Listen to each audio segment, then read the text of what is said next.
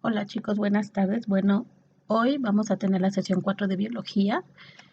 Les puse estas diapositivas para poderles explicar un poquito más lo que son las teorías del origen de la vida y la célula, pero esta información está en la guía, nada más que estoy recortando o estoy resumiendo la información que viene o que puede ser más probable venga en el examen de Comipems.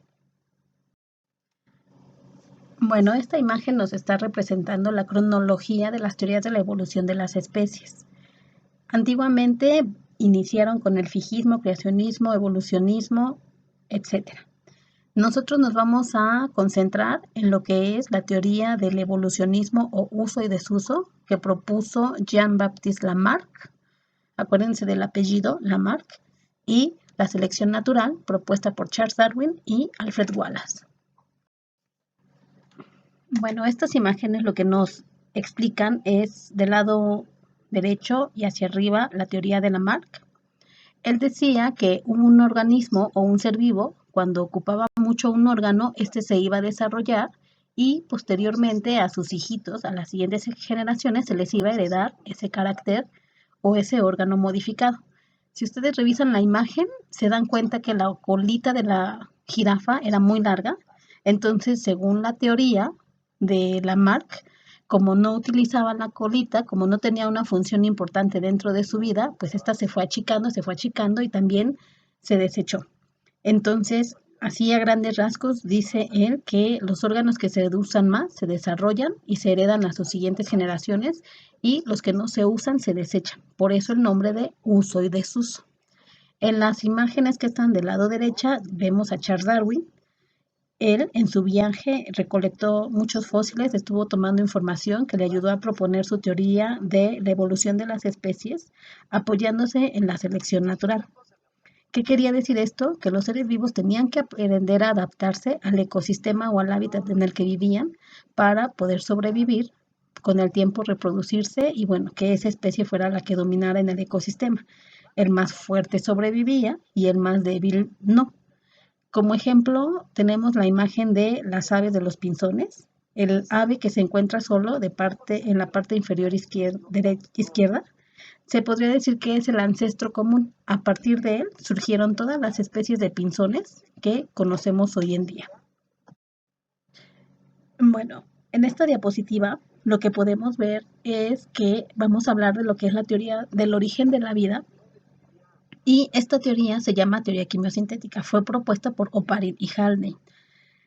Esta teoría también le ponen el nombre de atmósfera primitiva y ellos basaron su experimento en el proyecto de Miller y Urey. Les puse un esquema del lado derecho. Lo que hicieron es, en una matraz bola, pusieron agua, algunos compuestos químicos y demás, le provocaron unas descargas eléctricas y al final el producto de todo esto fue obtener la atmósfera primitiva. De esa atmósfera primitiva surgió el primer ser vivo que llamó Oparin coacervado. Entonces, se podría decir que ese coacervado fue como una tipo bacteria que fue la primera que tuvo vida. A partir de ahí empezaron a surgir otras células, la procarionte, y después la procarionte evolucionó y de ahí surgieron células eucariontes. Entonces, esta es la teoría hasta el momento más aceptada en cuanto a cómo fue que surgió la vida en la Tierra. La teoría quimiosintética propuesta por Oparin y Haldane, y se les llegaran a preguntar cuál fue el primer ser vivo de la Tierra o el primer microorganismo que tenía vida según Oparin y Haldane, tendrán que responder coacervado. Bien, chicos, entonces ya una vez que tenemos el coacervado, les digo que surgen las células procariontes y las células eucariontes. Diferencia entre procarionte y eucarionte, en su guía lo dice. La célula procarionte, el término de pro quiere decir sin y carión quiere decir núcleo. Entonces, la célula procarionte es aquella que no tiene un núcleo bien definido y esto quiere decir que su ADN se encuentra por toda la célula. ¿Quiénes son las células procariontes? Las bacterias, los microorganismos que pertenecen al reino Monera. Por eso siempre les estoy diciendo, no se les olvide aprenderse de memoria que el reino Monera está formado por bacterias y que esas bacterias son células procariontes. Después tenemos las células eucariontes, reino protista, fungi, plantae y animalia. Desde ahí tenemos todos células eucariontes. Quiere decir que tenemos un núcleo bien definido. Eu quiere decir con y otra vez carión quiere decir núcleo. Entonces, somos las que tenemos un núcleo bien definido. Dentro del núcleo está guardado el ADN o la información genética que requiere esa célula para replicarse o reproducirse. De las células, ahí tienen en su guía un esquema o una tabla con todas las estructuras de la célula.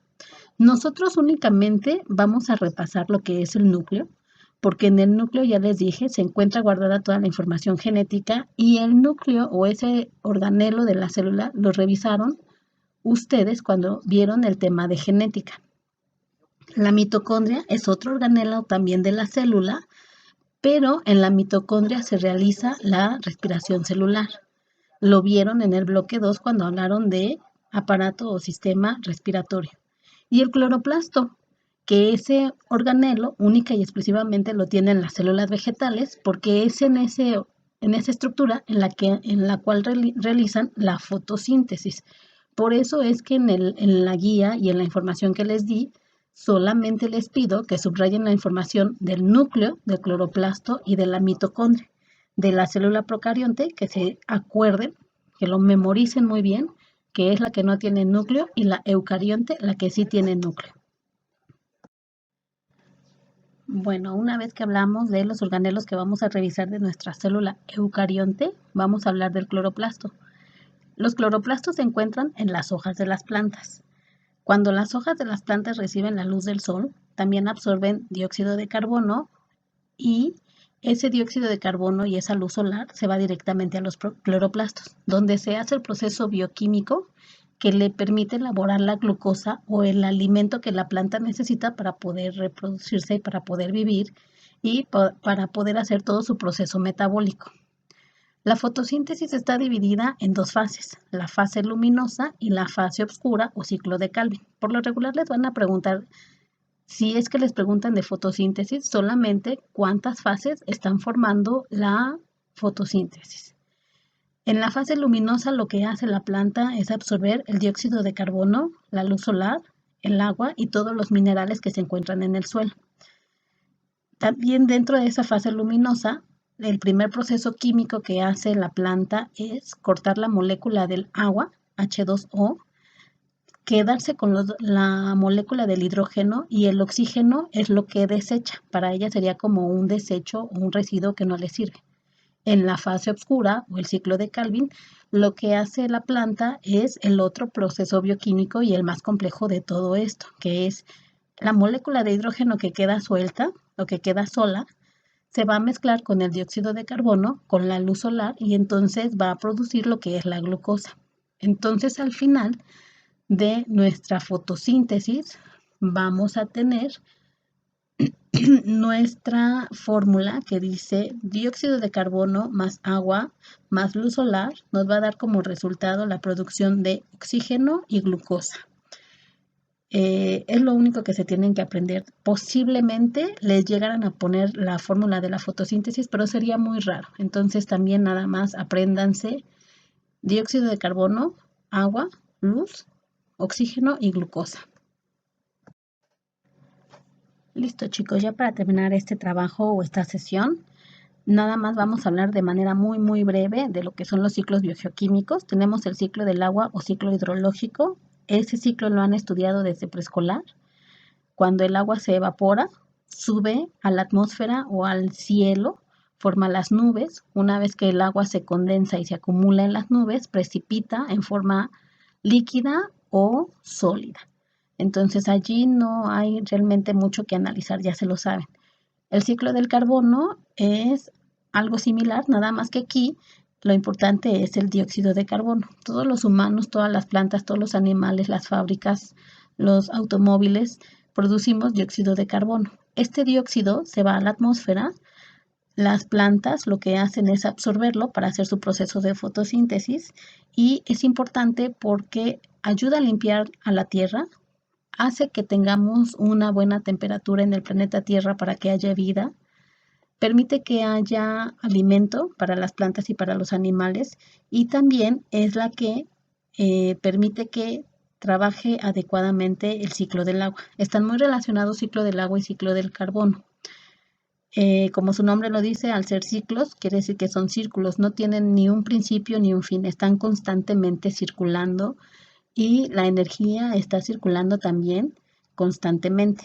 Una vez que los seres vivos morimos, animales o plantas, nos vamos al suelo, los microorganismos o los descomponedores se encargan de transformarnos nuevamente en materia orgánica para que las plantas nos puedan aprovechar. Y ahí, si se fijan, estamos hablando también ya de lo que son las cadenas alimenticias, cadenas, redes o pirámides alimenticias. Entonces, todos están relacionados unos con otros.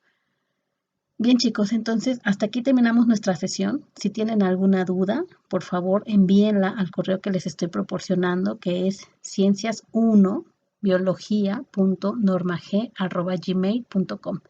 No importa la hora en que me envíen su trabajo, pero sí es importante que me envíen los cuestionarios para que yo revise si es que me entendieron el tema o no y poderles explicar. Y espero ya la próxima semana poder darles la clase en línea. Bueno, tengan buena tarde y cuídense mucho.